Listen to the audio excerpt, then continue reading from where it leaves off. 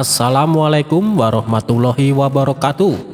Apa kabar sahabat Al-Fatah yang dimuliakan Allah? Semoga kita dalam keadaan sehat, dilimpahkan rezekinya dan diberikan keberkahan dunia dan akhirat. Amin ya robbal alamin.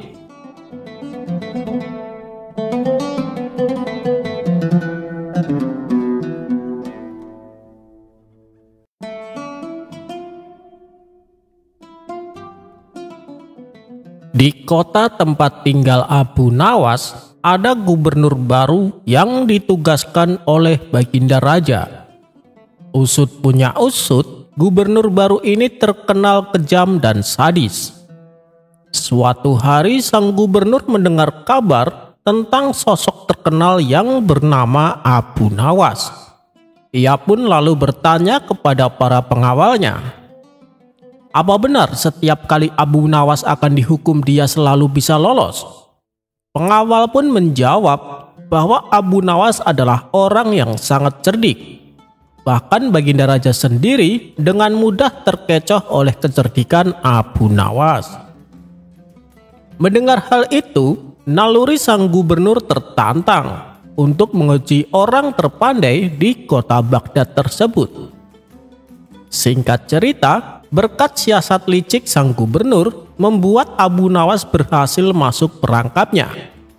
Walhasil Abu Nawas dijatuhi hukuman karena dianggap melakukan kesalahan yang sama sekali tidak ia sadari. Maka sang gubernur memerintahkan beberapa pengawal untuk menjemput paksa Abu Nawas di rumahnya. Tuan Abu, Anda diperintah untuk menghadap Tuan Gubernur, kata salah satu pengawal.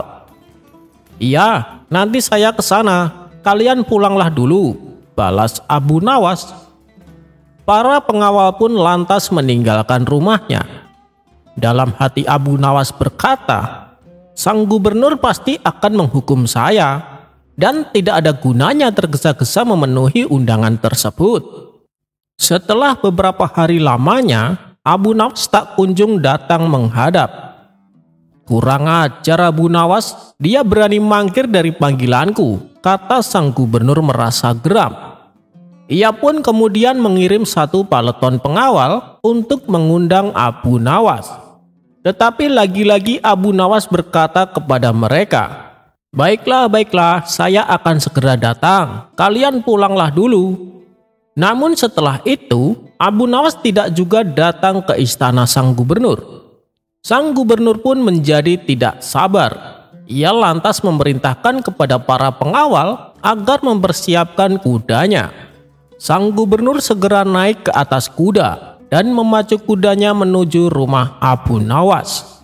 Sesampainya di depan rumah Abu Nawas, sang gubernur berteriak memanggilnya. Hei Abu Nawas, keluarlah atau aku dobrak pintu rumahmu.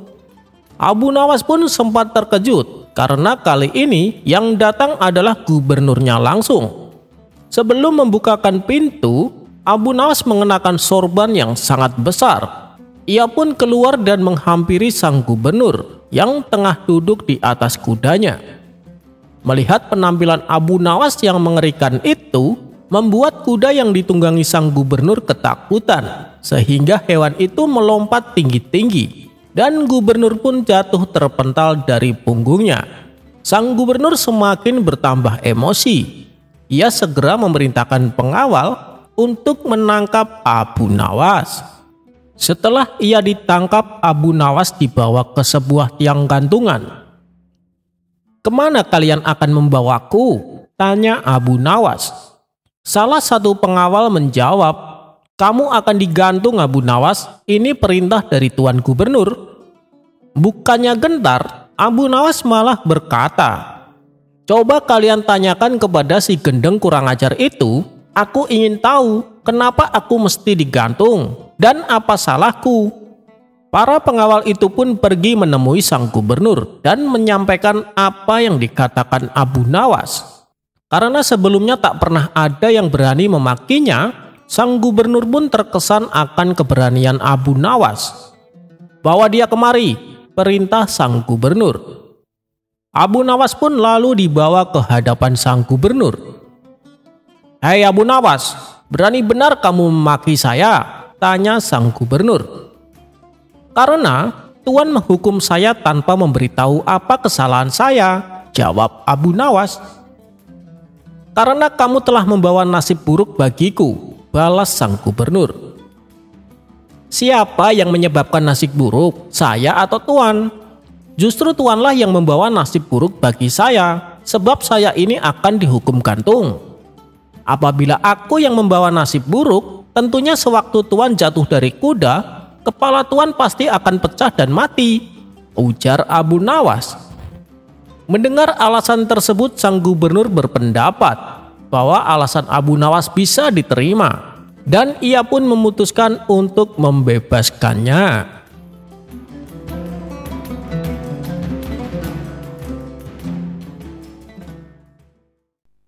Dikisahkan, Abu Nawas mempunyai keledai yang sangat penurut. Kemanapun Abu Nawas pergi, selalu mengajak serta keledainya. Banyak orang mengagumi keledai milik Abu Nawas. Bahkan ada beberapa orang yang menawar ingin membelinya dengan harga tinggi. Namun Abu Nawas selalu menolaknya. Suatu hari, saat Abu Nawas berkeliling kampung bersama keledainya, ia dibuntuti dua orang yang diduga pencuri. Mereka tampak ingin mengincar keledainya Abu Nawas. Saat azan zuhur berkumandang, Abu Nawas pun berhenti sejenak di sebuah masjid untuk menunaikan sholat. Ia lalu mencari sebuah pohon untuk mengikatkan keledainya. Tapi Abu Nawas tidak menyadari ada dua orang yang mengikutinya. "Kau tunggulah di sini, aku akan ke masjid dahulu," ucap Abu Nawas ke keledainya. Ketika Abu Nawas pergi masuk ke masjid, dua orang pencuri itu segera mendekati keledai tersebut. "Kita kelabui saja Abu Nawas, bawalah keledai ini pulang dan aku akan berpura-pura jadi keledainya," ucap salah satu pencuri. Kemudian pencuri yang lain membawa pergi keledai milik Abu Nawas. Sementara itu seorang pencuri berpura-pura menjadi keledai. Dia mengikatkan tali keledai tersebut ke lehernya sendiri. Tujuannya agar Abu Nawas percaya bahwa keledainya telah berubah menjadi manusia. Usai menunaikan sholat, Abu Nawas kembali mendatangi keledainya. Alangkah terkejutnya dia saat mendapati keledainya berubah menjadi manusia. "Apakah kau keledaiku?" tanya Abu Nawas heran. "Iya, aku adalah keledaimu.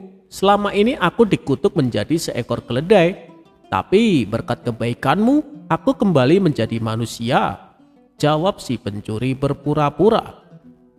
Abu Nawas tidak mau percaya begitu saja, sebab dilihat banyak kejanggalan.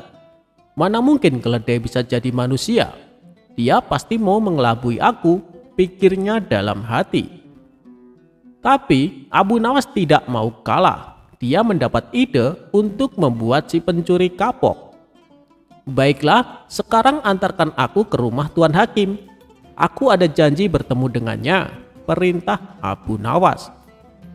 Abu Nawas lalu naik ke atas punggung si pencuri dan menyuruhnya berjalan dengan merangkak seperti keledai. Pencuri itu menyesal kenapa menyamar sebagai keledai. Harusnya tadi kabur saja dengan temannya.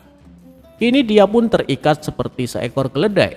Bahkan saat Abu Nawas menungganginya, banyak orang bertanya-tanya tentangnya. "Abu Nawas, mana keledaimu yang penurut?" tanya orang-orang di setiap jalanan kota. "Dia ini keledaiku. Dia telah menjadi manusia karena kebaikan hatiku," jawab Abu Nawas. Betapa malunya si pencuri karena menjadi tontonan warga di jalanan. Sementara untuk sampai ke rumah Tuan Hakim butuh waktu yang cukup lama. Hal itu membuat pencuri yang menyamar sebagai keledai menjadi kelelahan. Bahkan kaki dan tangannya memerah seperti melepuh. Akhirnya sampailah Abu Nawas di rumah Tuan Hakim dengan menaiki punggung si pencuri. Melihat hal itu, Tuan Hakim terkejut bukan main. Bahkan sampai memarahi Abu Nawas. "Hei Abu Nawas, kau kejam sekali. Kau kesini menunggangi manusia," ujar Tuan Hakim. Abu Nawas lalu mendekati Tuan Hakim dan menceritakan semuanya, termasuk tentang keledainya yang berubah menjadi manusia. Tuan Hakim, dia itu seorang pencuri yang mencoba mengelabui hamba, makanya hamba ingin memberi dia pelajaran, bisik Abu Nawas kepada Tuan Hakim. Oh, jadi begitu ceritanya. Sebaiknya kita ke dalam dulu, Abu Nawas, ajak Tuan Hakim. Abu Nawas lalu mengikat si pencuri ke salah satu pohon layaknya seekor keledai. Sementara itu, teman si pencuri ternyata mengikuti Abu Nawas. Dia hendak menyelamatkan temannya yang pura-pura menjadi keledai. Abu Nawas pun masuk ke rumah Tuan Hakim. Mereka berpura-pura diskusi, padahal sedang mengintai si pencuri yang terikat. Benar saja, tiba-tiba muncullah salah satu temannya untuk menolong. Ia berusaha menyelamatkan dengan melepaskan tali yang mengikat pada leher kawannya itu. Namun karena kaki temannya luka parah, dia kesulitan membawa temannya tersebut. Akhirnya Tuan Hakim dan Abu Nawas langsung memergoki mereka. "Siapa sebenarnya kalian?" tanya Tuan Hakim. "Maafkan kami Tuan Hakim, kami adalah pencuri. Niatnya kami ingin mengelabui Abu Nawas, tapi malah kami yang kena batunya," jawab kedua pencuri tersebut. "Kembalikan keledai Abu Nawas atau kalian akan aku masukkan ke penjara," ancam Tuan Hakim. "Baik Tuan Hakim," jawab mereka berdua. Kemudian salah satu seorang pencuri pulang ke rumah untuk mengambil keledai Abu Nawas dan mengembalikannya. Setelah keledai tersebut dikembalikan kepada Abu Nawas, Tuan Hakim memberi nasihat kepada dua pencuri tersebut. "Sebenarnya aku hendak menghukum kalian, tapi melihat luka yang dialami temanmu, aku tidak sampai hati. Aku mau mengampuni kesalahan kalian, tapi dengan syarat kalian tidak akan mengulangi perbuatan ini," tutur Tuan Hakim. Akhirnya Abu Nawas mendapatkan kembali keledainya. Tentunya keledai sungguhan, bukan keledai berkepala manusia. Sedangkan kedua pencuri itu menyadari kesalahannya dan berjanji tidak akan mencuri lagi.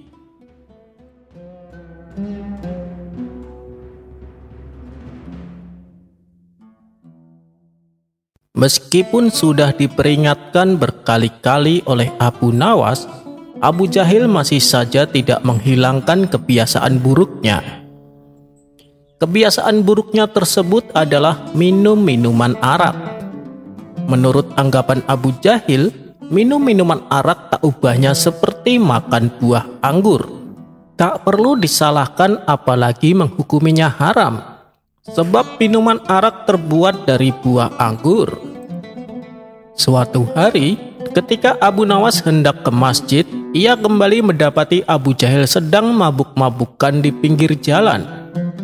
Kebetulan saat itu melintas para prajurit istana tengah berpatroli. Mereka pun segera menangkap Abu Jahil dan dibawa ke istana untuk mendapat hukuman.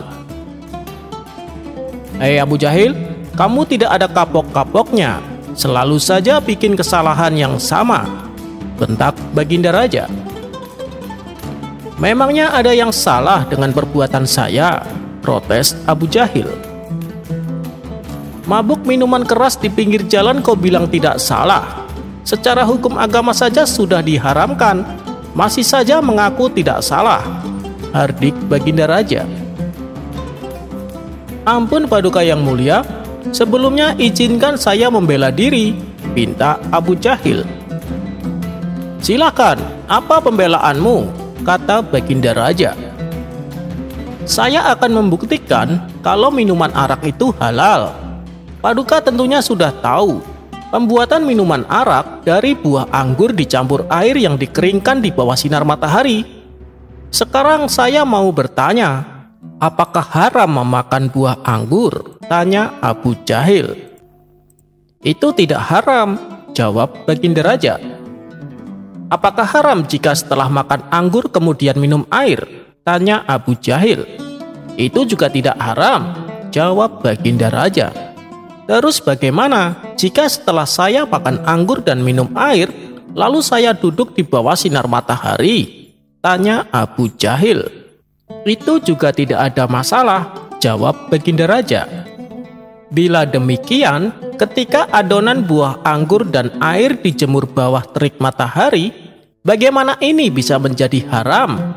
Padahal tidak ada bedanya dengan yang tadi saya katakan, tutur Abu Jahil. Mendengar hal itu, Baginda Raja hanya terdiam. Ia bingung harus berkata apa. Iya, tapi kan dalam ajaran agama kita mengharamkan minuman keras, ujar Baginda Raja.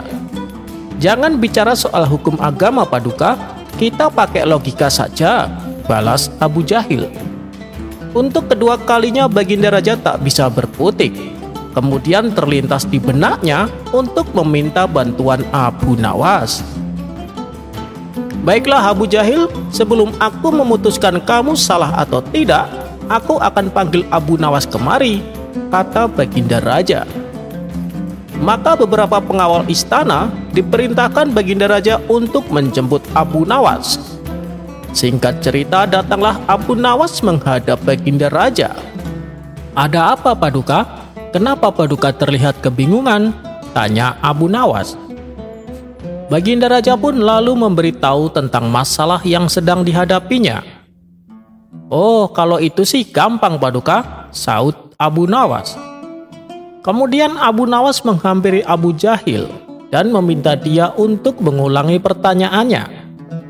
Dengan penuh percaya diri, Abu Jahil mulai bertanya. Begini Abu Nawas, tentu kamu sudah tahu pembuatan minuman arak terbuat dari buah anggur yang dicampur air, kemudian dikeringkan di bawah sinar matahari. Sekarang saya mau bertanya, apakah haram saya memakan buah anggur? Tanya Abu Jahil. Tidak haram, jawab Abu Nawas. Apakah haram jika setelah makan anggur kemudian minum air? Tanya Abu Jahil. Itu juga tidak haram, jawab Abu Nawas. Baiklah, terus bagaimana jika setelah saya makan anggur dan minum air, lalu saya duduk di bawah sinar matahari? Tanya Abu Jahil kembali. Tidak ada masalah, jawab Abu Nawas. Bila demikian, ketika adonan buah anggur dan air dijemur di bawah terik matahari, bagaimana ini bisa menjadi haram? Padahal tidak ada bedanya dengan yang tadi saya katakan, ujar Abu Jahil. Wahai Abu Jahil, sebelum aku menjawab pertanyaanmu, aku akan tanya terlebih dahulu. Jika segenggam tanah aku lemparkan di rambut kepalamu, apakah itu berbahaya? Tanya Abu Nawas. Tentu saja tidak, jawab Abu Jahil. Lalu tanah yang ada di rambutmu aku siram dengan air, apakah sakit? Tanya Abu Nawas lagi. Tentu saja tidak Abu Nawas, jawab Abu Jahil. Baik, setelah apa yang menimpamu, kemudian kamu berjemur di bawah sinar matahari, apakah itu akan membuatmu sakit juga? Tanya Abu Nawas.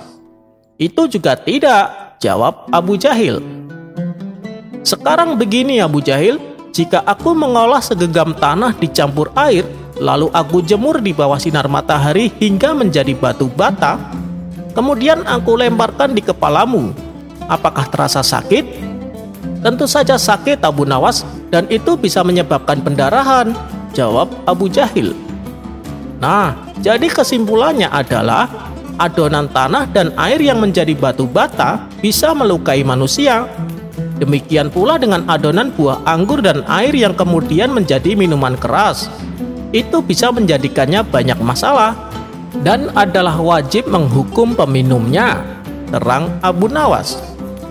Mendengar penjelasan Abu Nawas, Abu Jahil tak mampu mendebatnya. Sementara Baginda Raja memuji kecerdasan Abu Nawas. Bagaimana Abu Jahil? Apakah kamu masih mau mengelak? Tanya Baginda Raja. Abu Jahil hanya terdiam. Ia pun akhirnya dimasukkan ke dalam penjara untuk menjalani hukuman.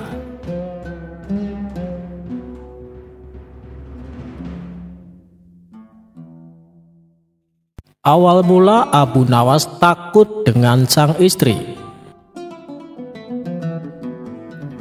Di sela-sela waktu senggangnya, Abu Nawas duduk santai di depan rumah sambil menghirup secangkir teh panas. Tak lama kemudian lewatlah kawan Abu Nawas yang bernama Tuan Hamid. "Hei Tuan Hamid, mampirlah sebentar," sapa Abu Nawas. "Maaf, saya lagi buru-buru," balas Tuan Hamid. Pada keesokan harinya, Tuan Hamid kembali berjalan melewati rumah Abu Nawas. Kali ini ia menerima ajakan Abu Nawas untuk duduk bersamanya. "Mukamu kenapa kelihatan kesal begitu?" tanya Abu Nawas. "Aku tidak habis pikir Abu Nawas dengan perilaku istriku. Dia maunya menang sendiri," tutur Tuan Hamid. "Oh, jadi kemarin kamu tidak mau mampir karena sedang disuruh istrimu?" tanya Abu Nawas. "Iya, kalau aku telat sebentar saja, dia langsung ngomel-ngomel. Itu membuatku tidak tahan Abu Nawas," balas Tuan Hamid. "Ya sudah, namanya saja wanita, maunya menang sendiri," ujar Abu Nawas. "Kamu beruntung Abu Nawas punya istri yang penurut," timpal Tuan Hamid. "Kata siapa? Istriku bahkan lebih galak daripada istrimu," saut Abu Nawas. "Benarkah? Jadi kamu juga takut ya sama istrimu? Kenapa bisa begitu? Kamu kan terkenal orang yang cerdik," tanya Tuan Hamid. Abu Nawas pun lalu menceritakan awal mula ia takut dengan istrinya. "Dulu, waktu kami masih pengantin baru, kami jalan-jalan menuju pasar. Di tengah perjalanan, istriku melihat kucing yang bulunya sangat indah. Lalu, oleh istriku, kucing tersebut dipegang dan digendongnya. Padahal aku sudah memberitahu kalau kucing itu galak dan suka mencakar. Tapi istriku tak menghiraukannya. Akibatnya tangan istriku kena cakar. Bukannya teriak kesakitan, istriku malah tersenyum dan berkata, 1. Ia lalu memegang kembali kucingnya dan berusaha menggendongnya. Kucing tersebut seketika langsung mencakarnya kembali. Tangan istriku pun berdarah, tapi ia tetap tersenyum dan berkata, 2. Untuk ketiga kalinya, istriku mencoba memegang dan menggendongnya. Kucing itu pun kembali mencakarnya, dan istriku kembali berkata, 3. Setelah itu, ia segera mengambil tali dan mengikat leher si kucing, sampai kucing tersebut mati. Melihat hal demikian, spontan aku membentaknya, 'Hei istriku, kau gila ya?' Sambil tersenyum, istriku menatapku dan berkata, 1. Lalu, aku kembali bertanya kepadanya, 'Istriku, kucing itu kan tidak bersalah, kenapa kau membunuhnya?' Untuk kedua kalinya, istriku menatapku sambil tersenyum dan berkata, 2. Sejak saat itulah, aku tidak pernah lagi membantah perkataannya, apalagi sampai membentaknya. Takutnya, kejadian yang dialami si kucing juga akan menimpa padaku," tutur Abu Nawas. Spontan Tuan Hamid tertawa terpingkal-pingkal mendengar cerita Abu Nawas.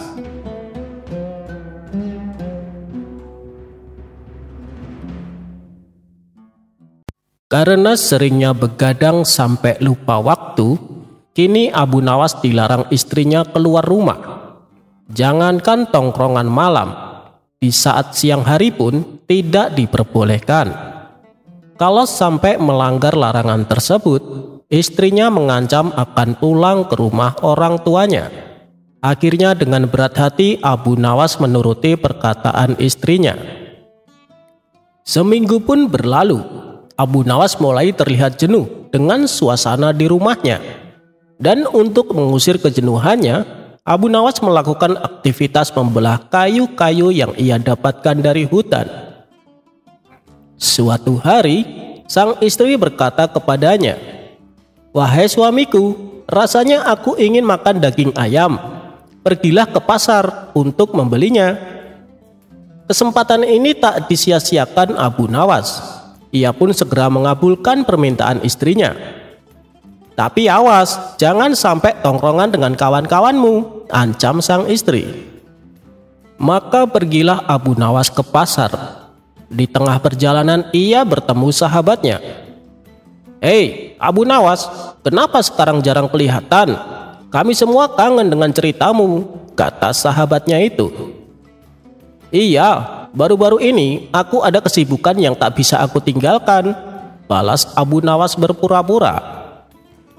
Oh, begitu. Mumpung kamu bisa keluar, ayo kita ngumpul di warung. Di sana sudah banyak kawan kita menunggu, ajak sahabatnya. Awalnya Abu Nawas menolak, tapi karena terus-terusan didesak, ia pun akhirnya ikut juga. Sesampainya di warung, Abu Nawas disambut hangat oleh kawan-kawannya.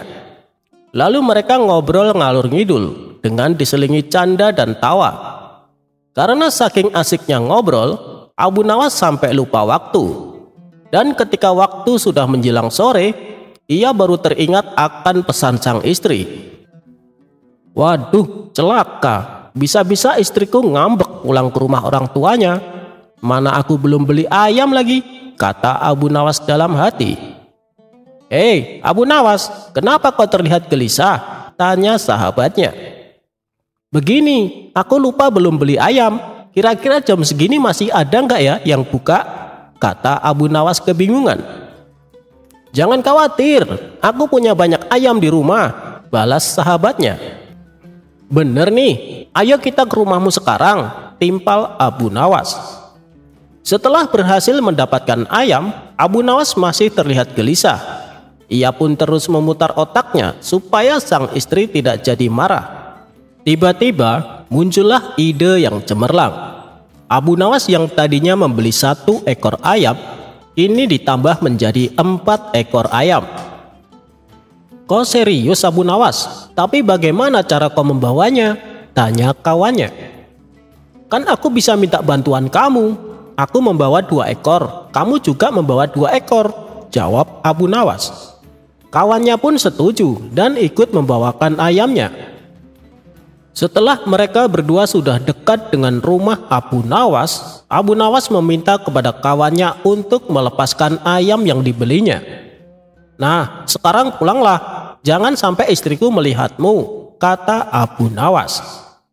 Kemudian Abu Nawas mulai menggiring keempat ayam tersebut dengan menggunakan tongkat kayu. Ketika akan memasuki halaman rumah, Abu Nawas berteriak, "Ayo, ayo, cepetan jalan, sebentar lagi sudah sampai rumah." Mendengar ada suara teriakan suaminya, istri Abu Nawas pun segera keluar. Rupanya sang istri sudah sangat emosi dan sudah mengemasi baju-bajunya untuk pulang ke rumah orang tuanya. Tapi begitu melihat Abu Nawas menggiring ayam, ia malah tertawa dan tidak jadi marah. Waduh, suamiku bawa ayam kok digiring, pantesan jam segini baru nyampe, kata sang istri sambil tertawa. Iya nih, soalnya ayamnya ada 4 ekor, susah kalau dibawa pakai tangan, balas Abu Nawas. Loh, aku kan menyuruhmu beli 1 ekor, kenapa belinya 4? Tanya sang istri. Begini wahai istriku, supaya kalau besok kau ingin makan daging ayam lagi, tak perlu repot-repot beli ke pasar, jawab Abu Nawas beralasan. Mendengar hal itu, sang istri pun bertambah bahagia. Rupanya suamiku sangat pengertian, kata sang istri dalam hati.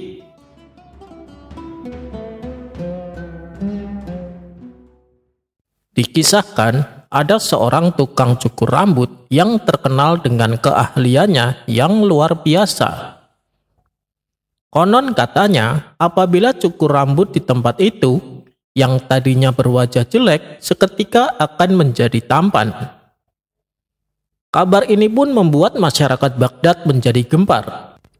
Ada yang percaya dan ada pula yang tidak.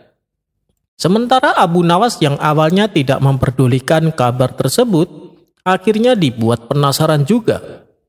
Dan untuk membuktikan kebenarannya, Abu Nawas lalu mendatangi si tukang cukur. Setibanya di sana, Abu Nawas langsung disambutnya. Silahkan masuk tuan, tuan pasti ingin potong rambut, kata si tukang cukur menyambutnya. Iya, saya dengar kau adalah tukang cukur yang luar biasa. Saya ingin potong rambut supaya kelihatan lebih muda, ujar Abu Nawas. Baik tuan, Anda telah datang di tempat yang tepat, timpal si tukang cukur. Beberapa saat kemudian, setelah si tukang cukur selesai melakukan tugasnya, lalu ia mempersilahkan Abu Nawas untuk berkaca di cermin yang sudah disediakan. Namun, Abu Nawas tak melihat perubahan pada dirinya. Penampilanku masih terlihat sama. Katanya kalau cukur di sini bisa kembali muda. Hanya rambutku saja yang kini jadi pendek.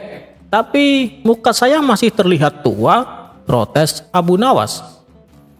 Maaf tuan, saya hanya bisa memotong rambut, bukan memotong usia tuan, jawab si tukang cukur. Iya, tapi kan setidaknya biar kelihatan tampan, balas Abu Nawas tidak terima. Begini tuan, coba tuan bayangkan, saat usia tuan masih muda, dengan rambut seperti ini, bukankah tuan akan kelihatan tampan, ujar si tukang cukur. Mendengar alasan tersebut, Abu Nawas pun hanya tersenyum.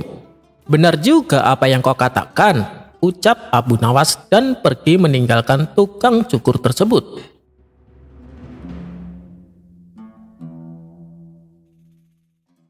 Di suatu pagi yang cerah, Abu Nawas dan kawan-kawannya tampak berkumpul bersama di sebuah warung. Mereka bercerita tentang banyak hal. Kemudian salah satu dari mereka berkata, "Tahukah kalian, di negeri Afrika sana, harimau sering masuk ke kampung dan menyerang warga-warga?" Kawan satunya menyaut, "Ya, itu sih wajar. Di sana kan banyak hutan belantara." Kawan lainnya menimpali, "Kalau seandainya terjadi di kota ini, pasti akan sangat berbahaya." Itu benar sekali. Sementara kita tidak tahu bagaimana cara menangkap harimau, ujar kawan lainnya lagi. Abu Nawas yang sedari tadi menyimak obrolan mereka, terbesit ide konyol untuk membuat mereka tertawa. Abu Nawas kemudian bangkit dari tempat duduk dan berjalan mengitari warung, sambil menaburkan garam di sekelilingnya. Hal ini tentu saja membuat kawan-kawannya merasa heran. "Hei Abu Nawas, apa yang kau lakukan?" tanya mereka. "Aku ingin agar kalian tidak khawatir lagi," jawab Abu Nawas. "Tidak khawatir? Maksudmu bagaimana Abu Nawas?" tanya mereka bingung. "Dengan menaburkan garam ini, maka harimau tidak akan berani datang ke kampung kita. Dan kalian tidak usah merasa khawatir," jelas Abu Nawas. "Memangnya garam bisa mengusir harimau?" tanya mereka kembali. "Tentu saja bisa, dan sangat efektif," jawab Abu Nawas penuh percaya diri. "Tapi kan di kampung kita tidak ada harimau Abu Nawas," balas mereka. "Nah, tuh kan berhasil. Harimau jadi tidak ada," celetuk Abu Nawas. Sontak mereka pun tertawa terpingkal-pingkal dengan ulah konyol Abu Nawas ini.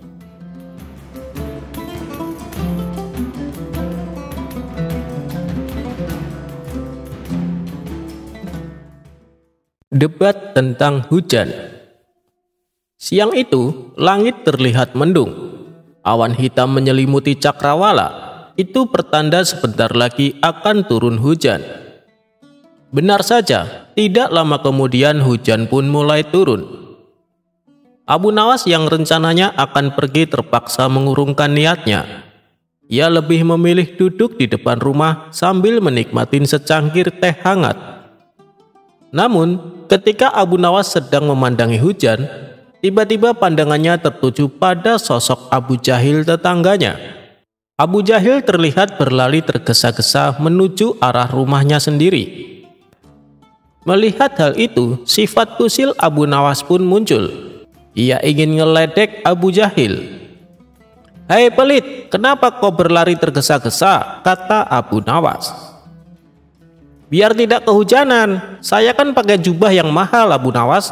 Sayanglah kalau sampai basah kena air hujan," kata Abu Jahil balas meledek. "Sungguh bodoh, ada saja orang yang lari dari rahmat Allah," balas Abu Nawas. "Tak mau kalah, maksudmu apa Abu Nawas? Siapa yang lari dari rahmat Allah?" tanya Abu Jahil tidak terima. "Bukankah hujan itu rahmat? Kenapa kau malah menghindarinya?" tanya balik Abu Nawas. Mendengar itu, Abu Jahil tidak bisa berkata apa-apa. Ia kemudian masuk ke dalam rumah dan menutup pintunya dengan keras. Sementara Abu Nawas tertawa terkekeh-kekeh melihat kelakuan Abu Jahil. Beberapa hari kemudian, ketika Abu Nawas sedang nongkrong di warung, ia merasakan gelagat sebentar lagi akan turun hujan. Ternyata dugaan Abu Nawas tepat. Rintik gerimis mulai turun dari langit. Ia pun teringat cucian baju di rumahnya yang sedang dijemur. Terpaksa ia berlari dengan tergesa-gesa agar secepatnya tiba di rumah. Kebetulan saat itu Abu Jahil sedang duduk di depan rumah. Melihat Abu Nawas berlari tergesa-gesa di tengah gerimis, Abu Jahil berteriak kepadanya, "Hei Abu Nawas, apakah kau lupa dengan ucapanmu tempo hari? Jangan lari dari rahmat Allah. Jangan pula menghindarinya," kata Abu Jahil ngeledek Abu Nawas. "Siapa yang lari dari rahmat Allah? Justru aku menghormatinya. Aku lari cepat-cepat agar tidak menginjak rahmat Allah dengan kakiku," balas Abu Nawas. Mendengar jawaban tersebut, muka Abu Jahil menjadi kecut. Niatnya mau meledek, malah ia sendiri yang kembali kena. Kurang ajar Abu Nawas, ada saja jawabannya. Batin Abu Jahil menahan emosi. Setelah Abu Nawas mengambil jemuran bajunya, ia pun duduk di depan rumah sambil memakan daging kambing. Dan ternyata Abu Jahil masih duduk di depan rumahnya sendiri. Melihat Abu Nawas makan daging kambing, Abu Jahil kembali meledek. "Hei Abu Nawas, jangan kebanyakan makan daging kambing, nanti cepat terkena darah tinggi," teriak Abu Jahil. "Saya kira Allah lebih tahu mana yang sedang terkena penyakit darah tinggi," balas Abu Nawas cengengesan. Jawaban Abu Nawas tersebut spontan membuat Abu Jahil bertambah emosi. Ia pun langsung masuk ke dalam rumah dan kembali menutup pintunya dengan keras.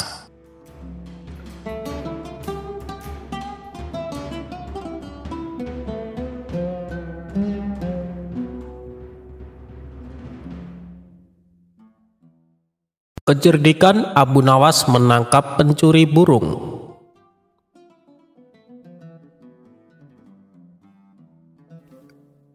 Pada suatu hari, Abu Nawas bertamu ke rumah sahabatnya yang bernama Hamid. Melihat kehadiran Abu Nawas, Hamid langsung menyambutnya dengan sukacita. "Wahai sahabatku, sudah lama kita tidak bertemu," kata Hamid sambil memeluk Abu Nawas. Mereka berdua lalu duduk dan ngobrol panjang lebar. Di sela-sela obrolannya, Abu Nawas melihat burung milik Hamid yang berada di dalam sangkar. "Wah, sekarang kamu suka pelihara burung ya, Mid? Burungnya bagus sekali," tanya Abu Nawas. "Ya Abu, sekedar untuk mengusir kejenuhan. Sudah banyak yang menawar dengan harga tinggi, tapi tidak aku berikan," jawab Hamid. "Loh, kenapa? Kan kamu dapat untung besar," tanya Abu Nawas heran. "Saya sendiri suka dengan burung itu Abu Nawas. Sayang kalau sampai dijual," balas Hamid. Setelah waktu menjelang sore, Abu Nawas pun pamit pulang kepada sahabatnya. "Jangan sungkan-sungkan, seringlah main ke sini ya Abu Nawas," ucap si Hamid. "Insya Allah sahabatku," balas Abu Nawas. Beberapa hari kemudian, burung si Hamid hilang dicuri. Hal itu membuat Hamid sedih. Ia bertanya kepada orang-orang, tapi tidak ada satupun yang mengetahuinya. Kemudian Hamid membuat sayembara.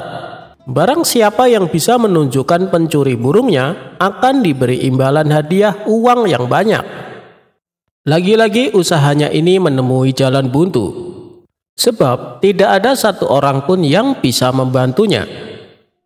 Solusi terakhir yang ia tempuh adalah dengan meminta bantuan sahabatnya. Siapa lagi kalau bukan Abu Nawas? Maka pergilah Hamid ke rumah Abu Nawas. Sesampainya di sana, Hamid menceritakan masalah yang menimpa dirinya. "Apakah kamu punya dugaan? Siapa kira-kira yang mencuri burungmu?" tanya Abu Nawas. "Yang jelas orang dekat Abu Nawas, bisa jadi tetangga saya, mungkin juga kawan saya. Tapi saya tidak berani sembarangan menuduh," jawab si Hamid. Sejenak Abu Nawas terdiam. Ia terus memikirkan cara untuk menemukan pelakunya. Tidak lama kemudian muncullah ide cemerlang dari Abu Nawas. "Aku punya ide. Undang semua orang-orang terdekatmu, ajak mereka makan siang di rumahmu," perintah Abu Nawas. Mendengar itu, Hamid pun kaget. Untuk apa Abu Nawas? Bisa jadi di antara mereka adalah pencurinya, tanya Hamid. "Jika kau ingin tahu pelakunya, turuti saja perkataanku. Jangan banyak bertanya. Biarkan aku yang bekerja," ucap Abu Nawas menegaskan. "Baiklah Abu Nawas, saya serahkan urusan ini sepenuhnya kepadamu," balas Hamid mengiyakan. Keesokan harinya, Hamid melaksanakan rencana Abu Nawas. Ia mengundang orang-orang terdekatnya. Mereka adalah tetangga Hamid dan kawan-kawan Hamid. Setelah semuanya berkumpul, mereka disuguhi hidangan makan siang. Ketika semua bercengkrama sambil menikmati hidangan makan siang, tiba-tiba Abu Nawas berdiri dan berkata, "Apakah kalian tahu kenapa kita diundang?" katanya. Mereka menjawab, "Untuk makan-makan Abu Nawas." "Ya, selain itu, dalam rangka apa sebenarnya kita diundang?" Abu Nawas kembali bertanya. Salah satu dari mereka berceletuk, "Dalam rangka pencurian burungnya si Hamid." Spontan para hadirin tertawa mendengar perkataan tersebut. "Tepat sekali, sebenarnya Hamid sudah tahu pelakunya," ucap Abu Nawas. "Apakah kalian siap untuk bersumpah bahwa kalian tidak mengambil burungnya Hamid?" tantang Abu Nawas. Suasana yang tadinya penuh gelap tawa mendadak berubah menjadi tegang. "Jangan tegang begitu dong, saya hanya bercanda," ucap Abu Nawas sambil tertawa untuk meredakan suasana. "Begini kawan-kawan, untuk apa pakai sumpah-sumpahan? Karena sebenarnya saya dan Hamid melihat pelakunya. Dia ada di sini bersama kalian." Mendengar hal itu, orang-orang yang berkumpul di rumah Hamid menjadi penasaran. "Siapa orangnya? Kami ingin tahu," tanya mereka. "Tidak perlu aku sebutkan, nanti biar aku yang akan bicara kepadanya di lain waktu," tutur Abu Nawas. Jawaban Abu Nawas membuat mereka tidak terima.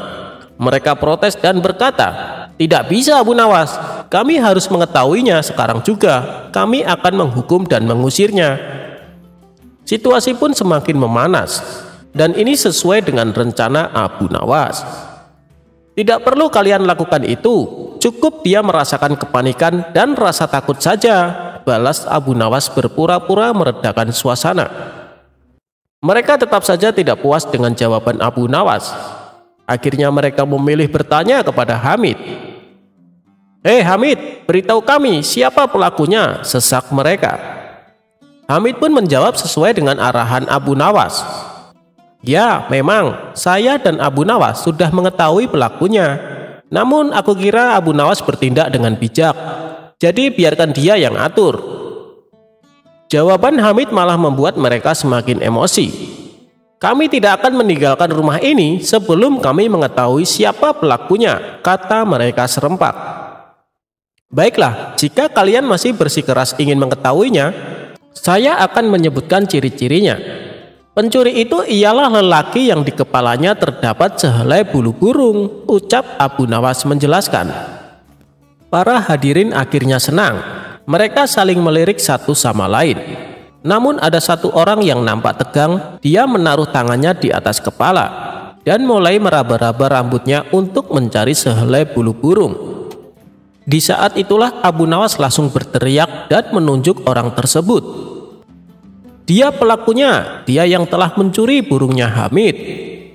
Orang itu tidak bisa mengelak, terpaksa ia mengakui perbuatannya. Singkat cerita, burung Hamid akhirnya bisa ditemukan. Sebagai rasa terima kasihnya, Hamid memberikan sejumlah uang kepada Abu Nawas.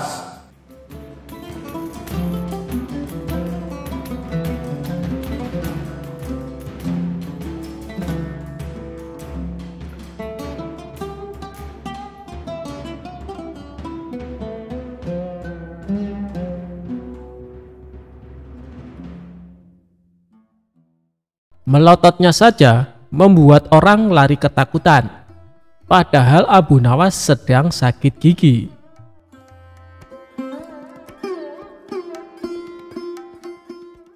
Abu Nawas merupakan tokoh sufi asal Baghdad yang terkenal kocak dan suka membuat jengkel. Ada kalanya dia juga merasakan jengkel dengan kelakuan orang-orang di sekitarnya. Wajar saja, karena Abu Nawas juga manusia biasa yang tak jarang pusing, bimbang, bingung, bahkan mungkin juga bisa marah. Namun lantaran dia seorang sufi kenamaan pada waktu itu, melototnya Abu Nawas saja bikin orang gemetar dan lari tunggang langgang. Padahal bukannya marah, namun Abu Nawas merasa pening dengan sakit gigi yang dideritanya.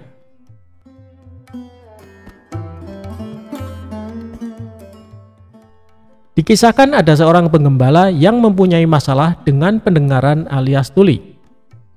Namun meski ia tuli sejak lahir, ia tak pernah mengeluh dengan kekurangannya itu. Kegiatan sehari-harinya adalah membawa domba-domba gembalanya di sebuah padang rumput berbukit yang tak jauh dari rumahnya. Pada suatu hari, saat ia sedang mengembalakan domba-dombanya, si gembala tuli merasakan sakit perut. Ia sudah tak kuat menahan untuk buang air besar dan terpaksa harus memutuskan pulang ke rumah untuk membuang hajat.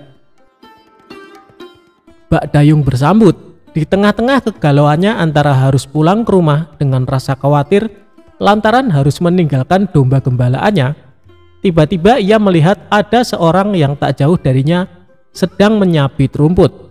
Ia pun menghampirinya dan berkata, "Hai kawan, tolong jaga domba-domba ini ya, dan tolong awasi jangan sampai ada yang berkeliaran hingga tersesat. Aku akan pulang ke rumah sebentar untuk buang air besar," kata penggembala. Diketahui pemotong rumput tersebut ternyata juga tuli. Ia tak mendengar apapun yang pengembala itu katakan. Si pemotong rumput mengira kalau si pengembala mau meminta rumputnya. "Enak saja, mengapa kau tidak memotong rumputnya sendiri? Aku di rumah juga banyak hewan ternak yang harus kuberi makan. Sudah sana pergi, jangan ganggu aku," kata si pemotong rumput sembari menggerakkan tangannya. Karena sama-sama tak bisa mendengar, si penggembala mengira gerakan tangan yang dilakukan oleh si pemotong rumput merupakan isyarat bahwa dirinya menyuruh si penggembala agar cepat pulang. "Terima kasih kawan, engkau benar-benar telah menolongku," kata si penggembala. Maka ia pun bergegas pulang ke rumah. Setelah si gembala menuntaskan hajatnya buang air besar, kemudian ia kembali menemui si pemotong rumput. Si penggembala menghitung domba-dombanya dengan cermat dan ternyata jumlahnya masih lengkap. Sungguh luar biasa pribadi pemotong rumput itu. Ia benar-benar bisa dipercaya. Ia menjaga domba-dombaku tanpa mengharap ucapan terima kasih sama sekali. Sungguh pribadi yang luar biasa, gumamnya dalam hati si penggembala domba. "Oh iya, salah satu dombaku kan ada yang pincang. Lebih baik aku berikan padanya sebagai rasa terima kasihku. Ini akan menjadi makanan yang lezat untuk keluarganya," gumamnya lagi. Si penggembala lalu memanggil domba tersebut dan menghampiri si pemotong rumput.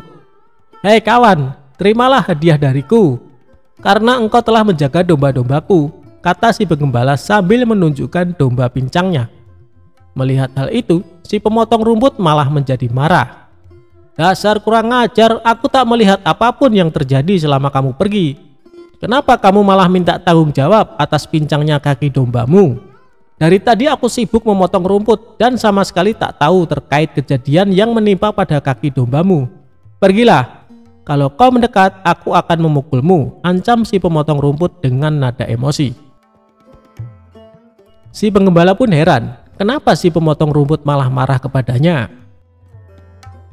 Tiba-tiba lewatlah seseorang dengan menaiki kuda, tapi ternyata dia adalah seorang pencuri kuda yang telinganya juga tuli, dan kuda yang ditungganginya adalah hasil curian. Si penggembala lalu berteriak memanggil si penunggang kuda. "Tuan, tolong katakan padaku apa yang diucapkan si pemotong rumput ini. Aku ini tuli tuan, jadi aku tidak mengerti kenapa ia menolak pemberianku. Bahkan ia marah kepadaku," ucap si penggembala dengan nada emosi. Si pemotong rumput pun tak mau kalah. Ia juga bicara dengan nada teriak kepada si penunggang kuda. "Begini tuan, dari tadi aku sedang memotong rumput dan tidak tahu apa-apa. Tapi tiba-tiba dia meminta tanggung jawab atas pincangnya kaki domba miliknya. Jelas saja saya marah dituduh seperti itu," ucap si pemotong rumput dengan nada marah juga. Si penunggang kuda kemudian turun dari kudanya dan menghampiri keduanya karena ia jauh. Ia mengira si pemotong rumput dan si pengembala kambing sedang memarahinya karena telah mencuri kudanya. "Iya benar, aku memang barusan mencuri kuda. Tapi aku sungguh tidak tahu kalau kuda ini adalah milik kalian. Maafkan aku kawan," kata si penunggang kuda. "Sudah aku katakan, aku tidak tahu apa-apa terhadap pincangnya domba orang ini," teriak si pemotong rumput. "Hei kawan, suruh ia katakan padaku mengapa ia menolak pemberianku," teriak si pengembala.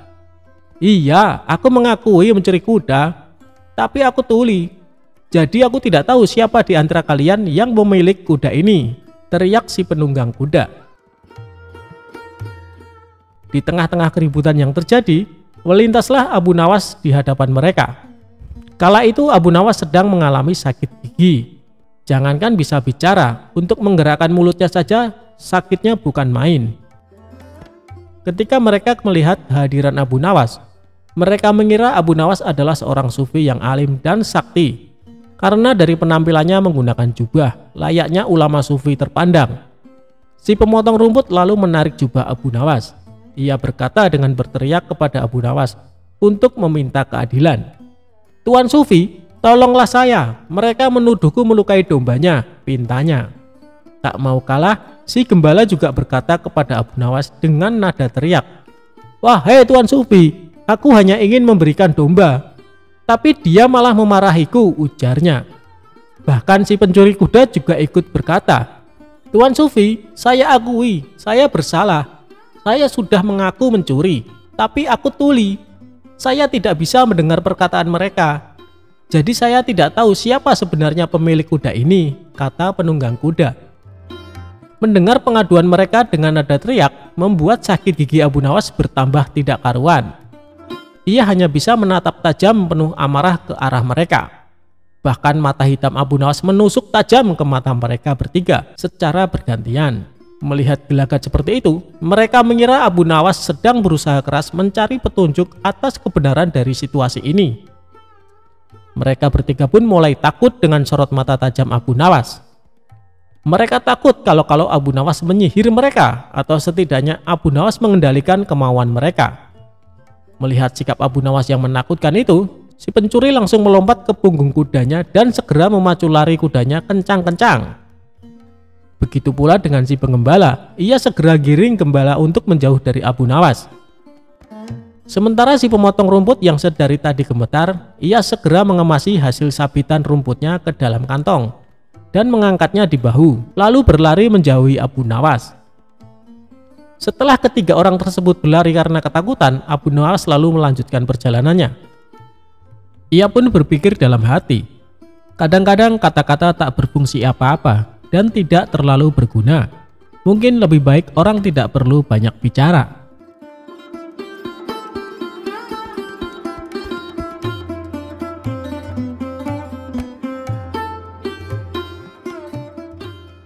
Abu Nawas memberi upah untuk pencuri barang belanjaannya.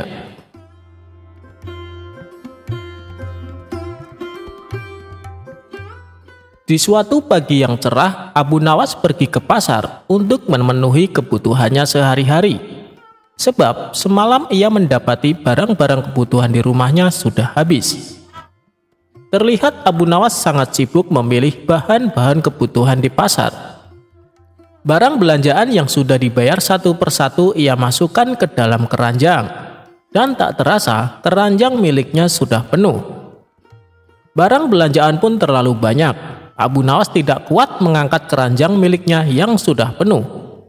Lalu ia berinisiatif meminta bantuan seorang kuli panggul untuk membawakan barang belanjaannya. Abu Nawas mencari kuli panggul hingga pandangannya tertuju pada seorang lelaki yang berbadan kekar dan tegap. Dia berpikir pastilah orang tersebut kuat untuk membawakan belanjaannya yang berat hingga sampai di depan rumahnya. "Hei, kamu, kemari. Tolong bawakan belanjaan saya, nanti kamu saya beri upah," ucap Abu Nawas. "Baik tuan," balas orang tersebut. Abu Nawas lalu pulang bersama kuli panggul yang membawakan barang belanjaannya. Abu Nawas berjalan di depan kuli panggul, sekalian menunjukkan arah menuju tempat tinggalnya. Abu Nawas terlalu asik berjalan dengan santai sampai ia tidak menyadari kalau si kuli panggul sudah tidak berjalan di belakangnya. Kuli panggul tersebut kabur membawa barang belanjaan milik Abu Nawas. Seminggu pun berlalu. Abu Nawas mencoba mengikhlaskan dan melupakan kejadian itu. Hari ini ia kembali ke pasar untuk kembali belanja kebutuhan sehari-hari. Saat ia sedang asik memilih-milih barang, tiba-tiba salah satu kawannya menghampiri.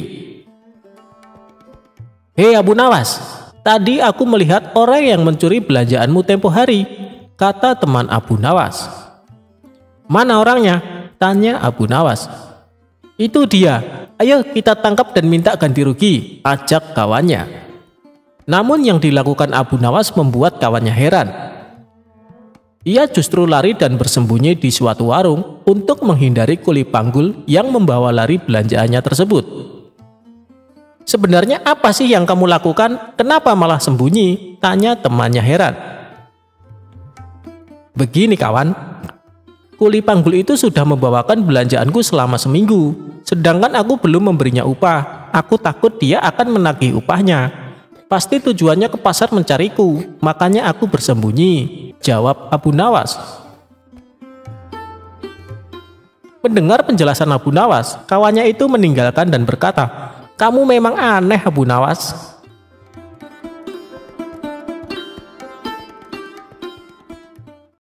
Cara Abu Nawas menurunkan hujan.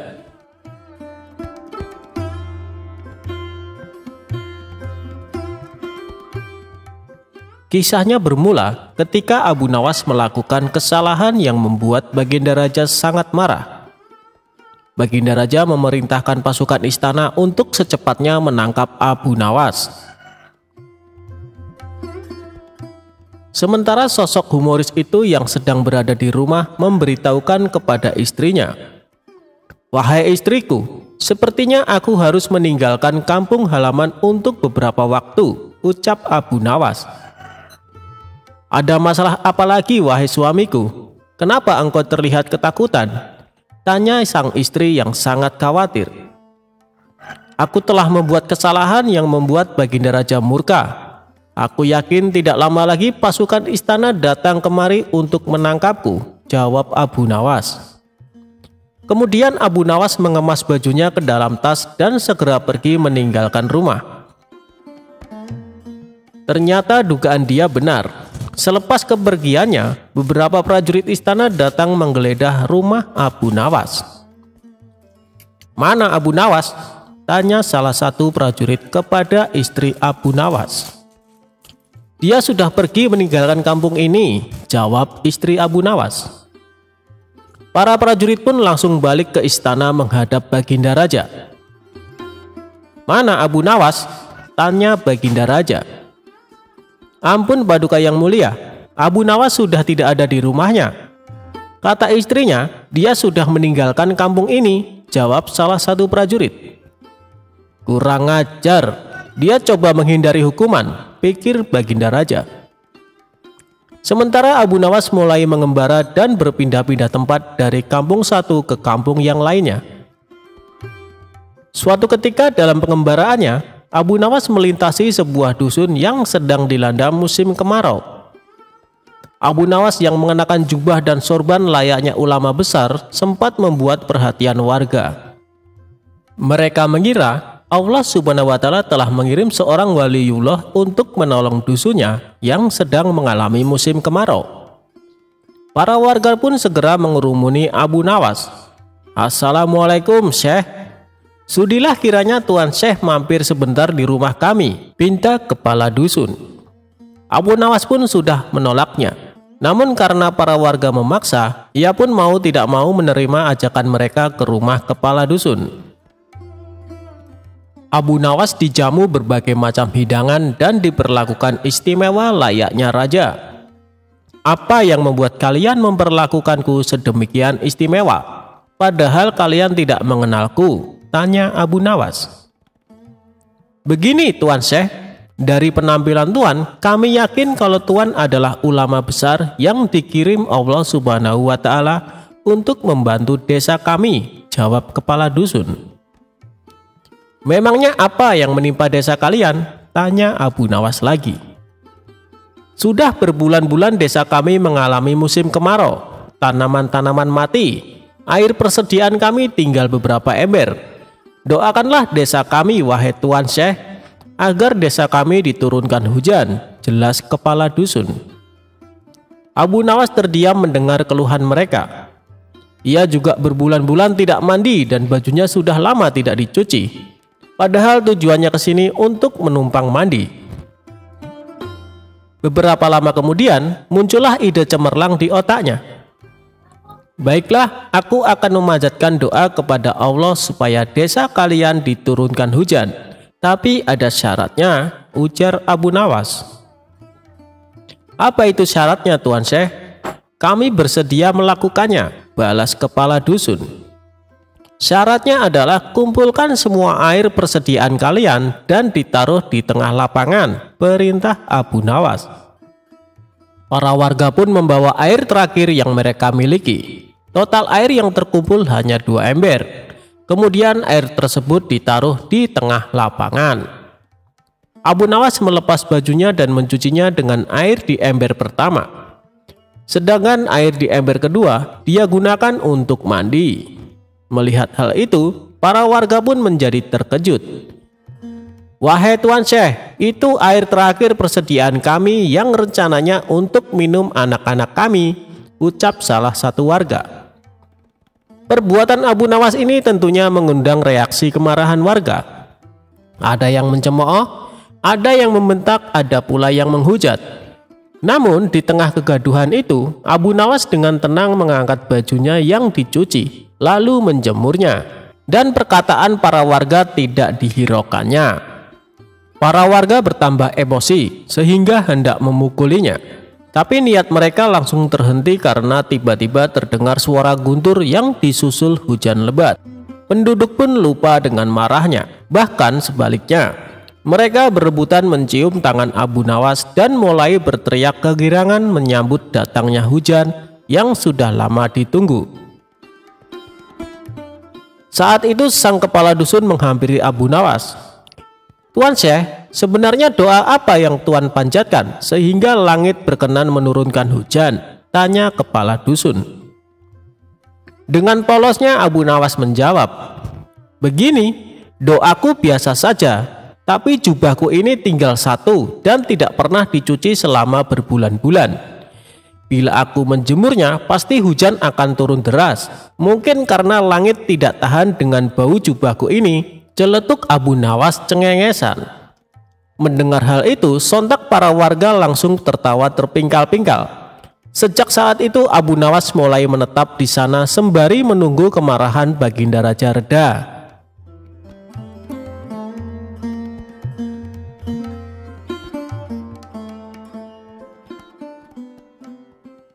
Jangan pernah menitipkan uang dengan Abu Nawas jika tidak mau rugi.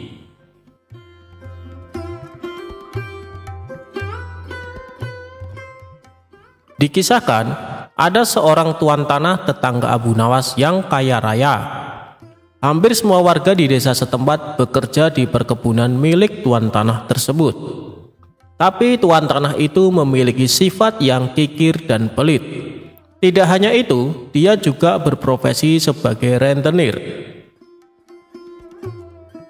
Abu Nawas yang bijaksana resah atas sifat tetangganya itu. Dia berpikir keras bagaimana cara agar sang tuan tanah bertobat dan tidak melakukan profesinya itu. Setelah perenungan yang dalam, ide cemerlang Abu Nawas muncul. Keesokan harinya, Abu Nawas menemui kawan-kawannya yang sedang asyik tongkrongan di warung. Dia bercerita, "Semalam aku mendapatkan wangsit dalam mimpiku yang tidak bisa aku tolak." "Apa isi wangsit itu, wahai Abu Nawas?" timpal salah satu kawan Abu Nawas. "Wangsit itu, apapun yang dititipkan padaku akan beranak," sahut Abu Nawas. "Maksudnya apa, wahai Abu Nawas?" tanya kawan-kawannya. "Ketika kalian menitipkan benda seperti ayam kepadaku, maka dalam beberapa hari akan beranak dan bertambah. Begitupun ketika kalian menitipkan uang atau aku meminjam uang kepada kalian. Beberapa hari kemudian uang itu akan beranak dan bertambah," kata Abu Nawas. Sebagian kawan percaya, sebagian kawan lainnya tidak percaya. Mereka berpikir ini akal bulus Abu Nawas agar bisa meminjam uang. "Aku akan menitipkan 1 ekor kambing padamu nanti sore," kata salah satu kawan. "Aku akan menitipkan 2 dinar uang kepadamu," timpal kawan yang lainnya. Ternyata setelah 5 hari berlalu, kambing dan uang yang dititipkan kepada Abu Nawas benar-benar beranak. Dari kambing 1 ekor dikembalikan menjadi 5 ekor. Begitupun uang yang dititipkan. Dari 2 dinar dikembalikan menjadi 5 dinar. Berita kehebatan Abu Nawas ini tersebar luas ke penduduk desa. Berita itu sampai pada telinga tuan tanah yang pelit dan berprofesi sebagai rentenir. Suatu hari, tuan tanah bersama para pengawalnya mendatangi rumah Abu Nawas. Dia menanyakan, "Wahai Abu Nawas, adakah keperluan yang kamu butuhkan kepadaku? Katakan saja, nanti aku bantu, jangan sungkan-sungkan." "Maaf tuan tanah, sepertinya saat ini saya tidak sedang membutuhkan apa-apa," kata Abu Nawas. "Baiklah, nanti kalau kamu perlu apa-apa, datanglah kepadaku, jangan sungkan-sungkan," timpal tuan tanah dengan senyum yang ramah. Kemudian berlalu meninggalkan Abu Nawas.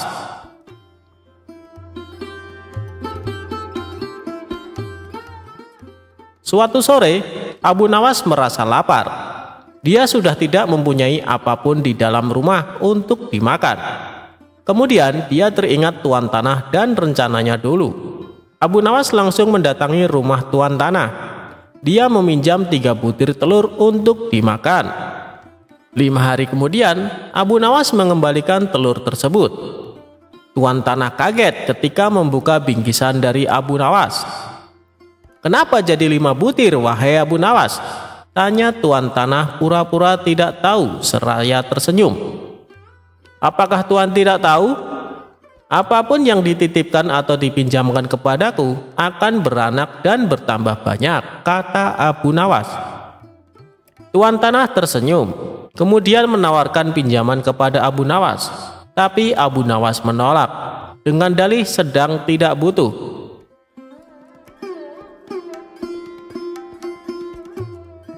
Beberapa hari kemudian, Abu Nawas kembali ke rumah tuan tanah. Abu Nawas hendak meminjam uang 1000 dinar. Jumlah itu terbilang sangat banyak. Dengan uang itu, tuan tanah bisa menggaji semua karyawan-karyawannya. Tuan tanah langsung membuka berangkas uangnya, lalu menyerahkan sejumlah uang yang dibutuhkan Abu Nawas. "Ini uangnya, wahai saudaraku," kata tuan tanah. Abu Nawas langsung pulang ke rumah. Pada sisi lain, tuan tanah sedang berkhayal uangnya akan kembali berlipat-lipat di kemudian hari. Hari berganti hari. Tuan tanah tidak sabar menunggu Abu Nawas mengembalikan uangnya dengan jumlah yang berlipat ganda. Tidak terasa 5 hari berlalu. Abu Nawas tidak kunjung datang. 1 bulan kemudian Abu Nawas juga tidak mengembalikan uang milik tuan tanah.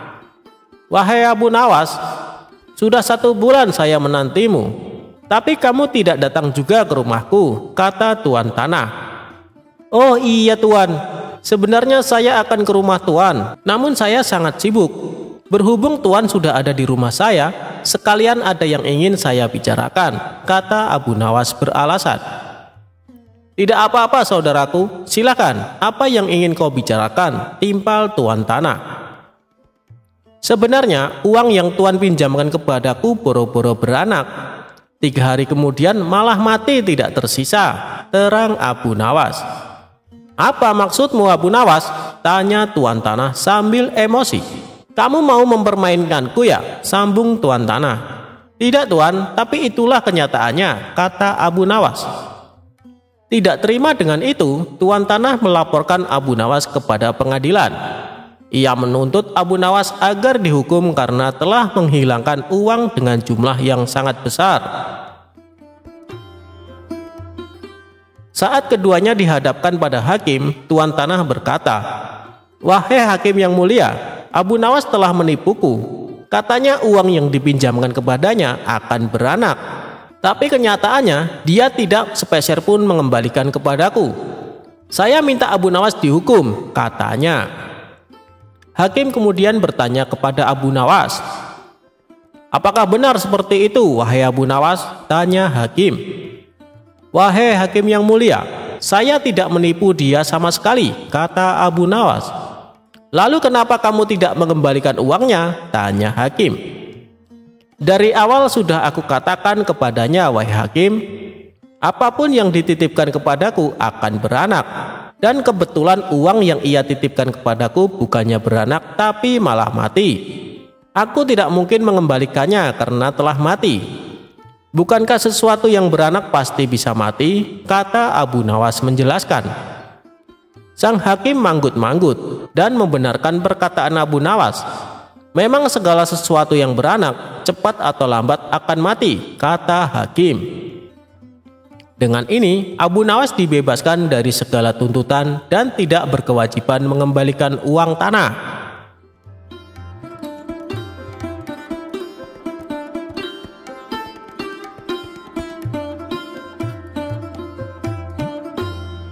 Abu Nawas sayembara bawa air laut tawar. Kisah Abu Nawas kali ini berawal dari Baginda Raja yang memiliki seorang menteri kepercayaan dan senantiasa mendampingi. Menteri itu bernama Abu Jahal. Namun kepercayaan yang diberikan Baginda Raja sering dimanfaatkan oleh Abu Jahal untuk memperkaya diri. Terkadang ia meminta upeti kepada rakyat dengan mengatasnamakan Baginda Raja. Hal ini tentu saja membuat Abu Nawas geram, tapi tidak berani mengadukannya ke Baginda Raja. Sebab dengan kedudukan yang dimiliki, Abu Jahal bisa saja memutarbalikkan fakta dan menuduh Abu Nawaslah pelakunya.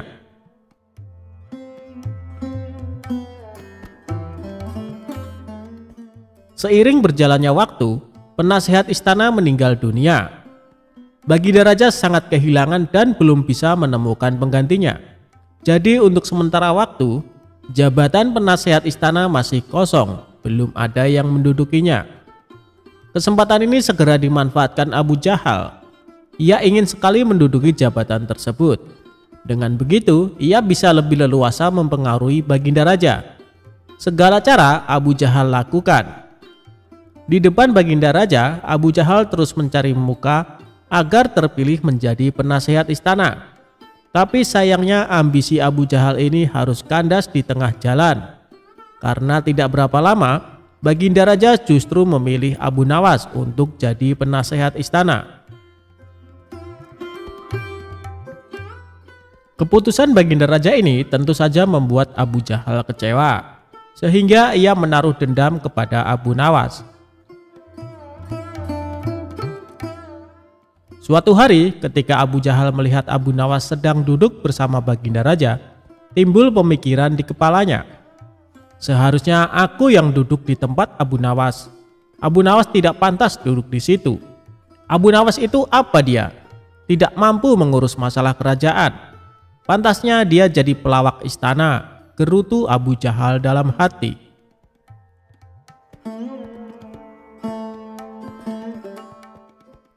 Merasa kecewa dengan keputusan Baginda Raja, Abu Jahal lalu menyampaikan keberatan.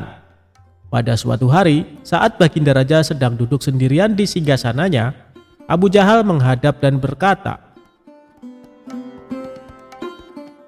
"Ampun Paduka yang mulia, hamba izin menghadap Baginda Raja." Baginda Raja terkejut melihat Abu Jahal yang tiba-tiba menghadapnya. "Ada apa Abu Jahal? Apa yang ingin kau sampaikan?" tanya Baginda Raja. "Ampun Paduka yang mulia, hamba rasa Abu Nawas tidak pantas menjabat sebagai penasihat istana. Karena menurut hamba, dia tidak tahu apa-apa soal negara." "Abu Nawas itu apa keahliannya? Cuma melucu," tutur Abu Jahal. "Tapi bukankah Abu Nawas terkenal cerdas? Dia juga seorang yang jujur," ujar Baginda Raja. "Apakah Paduka sudah meragukan kejujuran saya?" tanya Abu Jahal. "Bukan seperti itu, kamu kan sudah menduduki jabatan menteri istana. Jadi wajar kalau Abu Nawas yang mengisi jabatan penasehat istana," jawab Baginda Raja. "Tapi hamba lebih berpengalaman Paduka yang mulia. Apalagi mengenai kenegaraan, hamba juga ahli berperang. Tubuh hamba kekar dan perkasa. Lalu hamba sudah lama berbakti kepada Baginda Raja. Hamba rasa hambalah yang lebih pantas menjadi penasehat istana," ucap Abu Jahal. Melihat ambisi Abu Jahal yang begitu besar ingin menjadi penasehat istana, Baginda Raja akhirnya membuat keputusan. Ia ingin mengadakan sayembara antara Abu Nawas dan Abu Jahal. Maka dipanggillah Abu Nawas untuk datang ke istana. Singkat cerita, Abu Nawas pun datang menghadap Baginda Raja.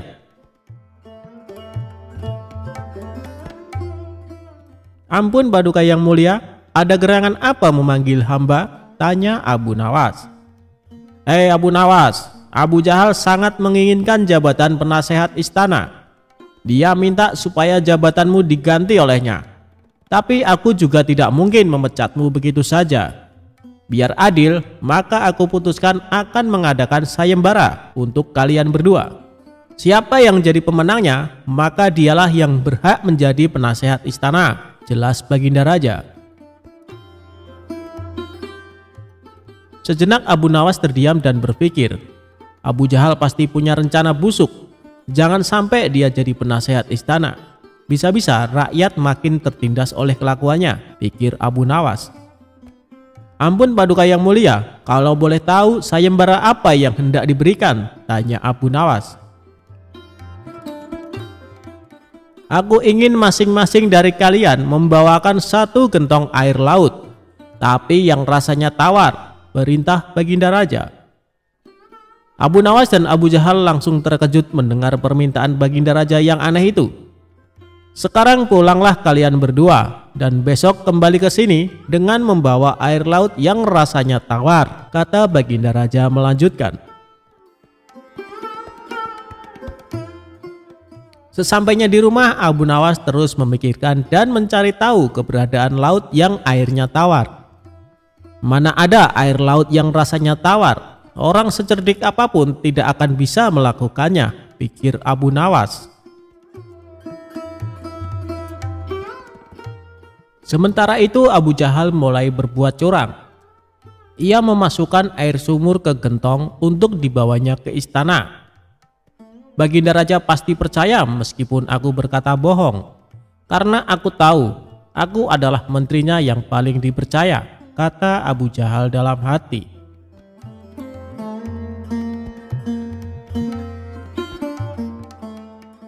Keesokan harinya, Abu Nawas dan Abu Jahal datang ke istana dengan membawa gentong masing-masing. "Bagaimana? Apa kalian sudah mendapatkan airnya?" tanya Baginda Raja. "Sudah Paduka yang mulia," jawab Abu Jahal dan Abu Nawas serempak. Kemudian Abu Jahal maju lebih dulu menyerahkan gentongnya. "Ini Paduka, air laut permintaan Paduka," ucap Abu Jahal. Baginda Raja lalu mencicipi air yang dibawa Abu Jahal. "Bagus Abu Jahal, air ini rasanya tawar. Tapi benarkah ini berasal dari laut?" tanya Baginda Raja. "Benar sekali Paduka, hamba sengaja mengambilnya dari laut yang tidak diketahui oleh banyak orang," jawab Abu Jahal penuh percaya diri. Sekarang tibalah giliran Abu Nawas menyerahkan gentong miliknya. Ketika Baginda Raja mencicipi air yang ada di gentong Abu Nawas, ia pun langsung berkata, "Hei Abu Nawas, kenapa rasanya masih asin dan getir? Yang aku minta air laut rasa tawar," ucap Baginda Raja. "Ampun Paduka yang mulia, tapi memang begitulah rasa air laut," balas Abu Nawas. "Baiklah, karena lomba ini dimenangkan Abu Jahal, tentu dia yang akan menjadi penasehat istana," tutur Baginda Raja. Mendengar itu Abu Jahal sangat kegirangan, sudah tidak sabar ingin menduduki jabatan tersebut. Ternyata sangat mudah mengelabuhi Baginda Raja, pikir Abu Jahal.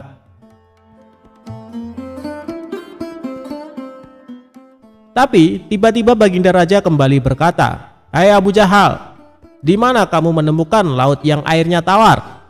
Antarkan aku ke sana sekarang, aku ingin mandi di sana," titah Baginda Raja.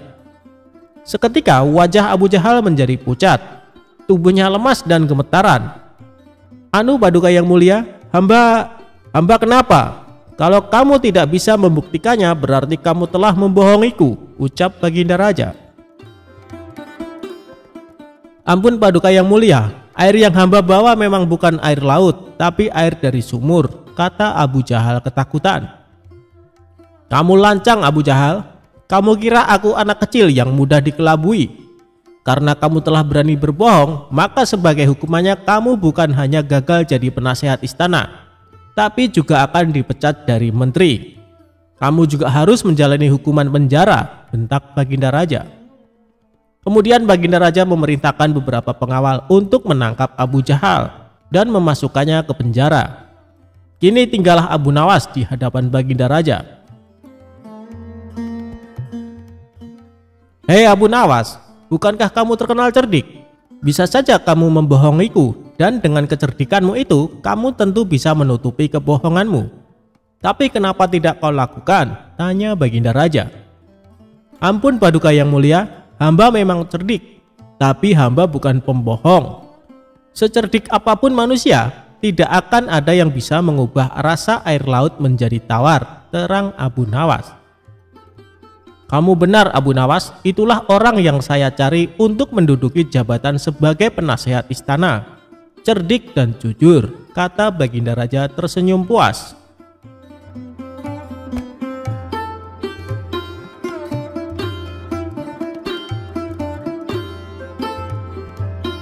Abu Nawas menginap di rumah pencuri. Kecerdikan Abu Nawas mengerjai seorang pencuri seakan tidak ada habisnya. Kali ini dia kembali mengerjai pencuri saat hendak beraksi di rumahnya. Suatu malam saat sedang tidur pulas, Abu Nawas dikagetkan suara berisik dari ruang tengah rumahnya. Kemudian dia turun dari tempat tidur dan beringsut menuju pintu kamar untuk mengintip. Melalui lubang kunci dilihatnya ada seorang pencuri sedang memasukkan barang-barang miliknya ke karung besar. Hampir semua barang di ruang tengah rumahnya diambil tanpa tersisa sedikit pun. Setelah selesai dengan aksinya, si pencuri memanggul karung besar berisi barang-barang curian itu ke atas bahunya, lalu kabur lewat jendela.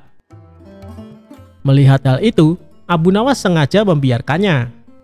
Dia tidak berteriak minta tolong ataupun menghardik si pencuri, karena ingin membuatnya kapok tanpa harus menggunakan kekerasan. Ketika si pencuri sudah berjalan keluar rumah dengan membawa barang-barang curian, diam-diam Abu Nawas mengikutinya dari belakang. Setelah menempuh perjalanan lumayan jauh, si pencuri terlihat kelelahan. Bagaimana tidak, sebab barang curian yang dibawa sangatlah banyak. Akhirnya sampailah si pencuri di depan rumahnya. Dia segera masuk dan beristirahat. Saking capeknya, pencuri itu sampai lupa menutup pintunya kembali. Sehingga dengan mudah Abu Nawas ikut masuk ke rumahnya.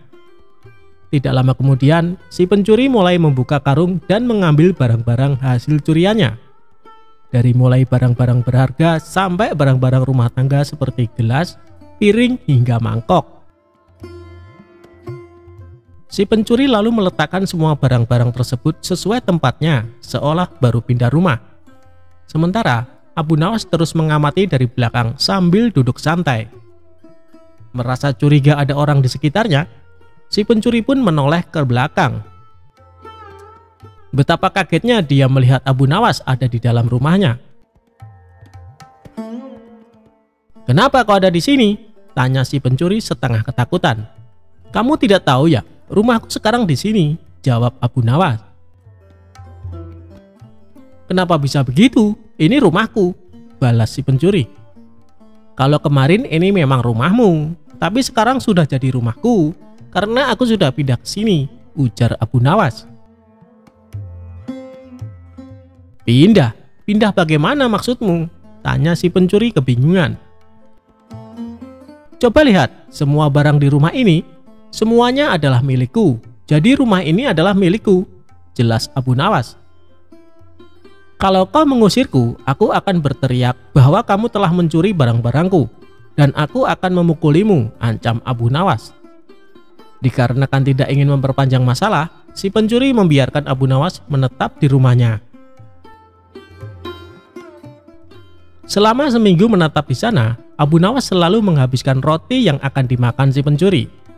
Belum lagi susu dan madu yang disiapkan di dalam lemari dengan lahapnya Abu Nawas habiskan semua. Selama itu pula setiap hari si pencuri terpaksa tidur dengan menahan rasa lapar. "Kalau begini bukan aku yang merampok, tapi dia yang merampok semua makananku," pikir si pencuri merasa kesal. Esok harinya si pencuri menghampiri Abu Nawas. "Tuan, bagaimana caranya supaya Tuan kembali ke rumah Tuan?" tanya si pencuri. "Sudah dibilangin, aku sudah pindah di sini. Sekarang ini adalah rumahku. Buktinya barang-barangku ada di sini semua," tegas Abu Nawas. "Jadi kalau aku kembalikan semua barang-barang ini ke rumah Tuan, Tuan juga akan kembali?" tanya si pencuri. "Tentu saja, kalau di sini sudah tidak ada barang-barangku, jadi ini bukan rumahku lagi," balas Abu Nawas. Akhirnya dengan susah payah si pencuri mengembalikan semua barang-barang Abu Nawas ke rumahnya. Sejak saat itu, Abu Nawas tidak lagi berada di rumah si pencuri. Si pencuri pun tobat dan kini menjadi lebih tenang.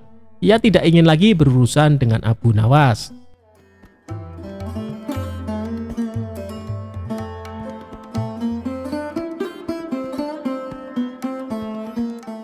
Kisah Jenderal Lumpuh menantang Abu Nawas. Salah satu jenderal perang yang disegani di zaman Khalifah adalah Idam Alimuddin Al-Tibrisi. Dia terkenal sebagai ahli siasat perang, jago negosiasi, kaya raya. Tapi sayangnya istri dan semua anaknya tewas terbunuh. Idam pensiun sebagai tentara karena menderita lumpuh akibat memimpin pertempuran melawan tentara Bizantium. Namun naluri perangnya tak mati-mati. Karena itu, di tengah kelumpuhan dan kesendiriannya di hari tua, Idam sering menantang-nantang orang adu kekuatan. Bukan kekuatan fisik, tapi kekuatan pikiran. Tampaknya dia ingin tetap dikenang sebagai tokoh paling cerdik dan pintar di Baghdad. Untuk itu, dia tak segan-segan menjanjikan banyak hadiah kepada orang yang diundang ke rumahnya. Asalkan orang itu mampu menjawab 3 teka-teki yang diajukan. Sampai hari ini, sudah 100 orang dia tantang. Tak satu pun mampu menjawab teka-tekinya dengan tuntas. Cara Idam bertanya memang unik. Jika orang mampu menjawab pertanyaan pertama, Idam menjanjikan 10.000 dirham emas. Idam menjanjikan 40.000 dirham tambahan jika dia mampu menjawab pertanyaan kedua. Untuk pertanyaan ketiga, dia menjanjikan 50.000 dirham emas. Jadi total semuanya 100.000 dirham emas. Jumlah yang cukup banyak untuk seorang lelaki bisa kawin lagi. Hanya saja, ini keunikan permainan Idam. Jika orang itu sudah bisa menjawab pertanyaan pertama, lalu gagal menjawab pertanyaan kedua, hadiah pertama pun hangus. Jika dia bisa menjawab pertanyaan pertama, dan kedua, tapi gagal menjawab pertanyaan ketiga, semua hadiah gugur. Inilah yang membuat semua orang sakit hati saat gagal menjawab teka-teki Jenderal Idam.